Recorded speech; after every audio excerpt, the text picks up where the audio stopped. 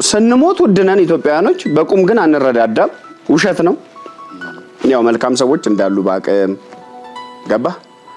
ብዙ ጊዜ ይገርመኛል ኢትዮጵያ በጣም ደስ ከሚል ባህሏም ቀጥሎ የሚያናድድ ባህል አላት በጣም የሚያናድድና የሚያሳፍር ይሄ ለቅሶን የማድመቅ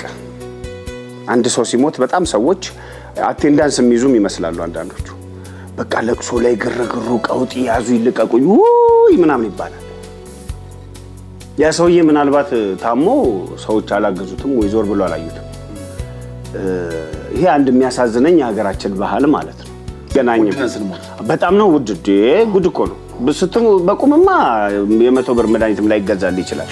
ግን ምንድነው መሰለ አሁን ስለ አንድ ነገር ብናወራው ቁንጭትና እኝኝ ይላሉ እንዳይሉኝ እኔንም በቃ ያው ስንሞት ውድነን ኢትዮጵያኖች በቁም ግን አንረዳዳም ውሸት ነው ያው መልካም ሰዎች እንዳሉ ባቀም ገባ መንታ ለምትተረጎመው ያም ቀኔ ያረጉ እየሰሙ ስለዚህ ይነጋል የሚለው ተስፋ አለ አስቸጋሪ ነገር ሊኖር ይችላል ግን ያልፋል እንደ እግዚአብሔር ፍቃድ ዋናው ከኛ ያስፈልጋል እኔ ግን አሁን ባልኳል አላምንም ይነጋል ምናምን በሚል አላምንም አይ ይነጋል እንጂ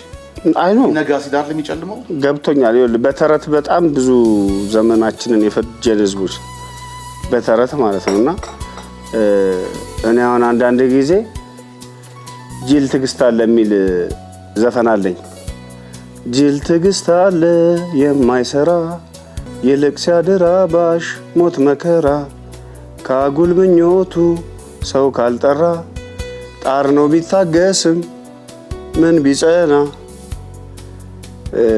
አንዳንድ ጊዜ ጅል ትግስት እንዳልኩት ጅል እውነቶችንና ጅል ተረቶችን ተቀብለን ይሄ ይነጋል ነገ ለበጎ ነው ወደ ከፍታው እንሄዳለን ምናምን የሚሉ ወሬዎች አሉና እኔ በቀንነት አንዳንዴ አሁን ባለው የአገሪቱ መንፈስ ላይ የሞኝ ጥያቄ አቀርባለሁ ማለት ነው ለምሳሌ በጣም በአሁኑ ሰዓት ላይ ኢትዮጵያ ብዙ ሚሊዮን ይሁን ቢሊዮን ይሁን የሆነ ብሮች ብቻ ለጦር መሳሪያ ታወጣለች እና አንዳንዴ ደግሞ እንደሞኝ ጥያቄ ጠይቃለሁ አሁን ለምሳሌ ትራክተር ቢገዛባቸው በእኛ ብንዋደድ ይሄን የተረገመ መንፈስ ብናባረረውና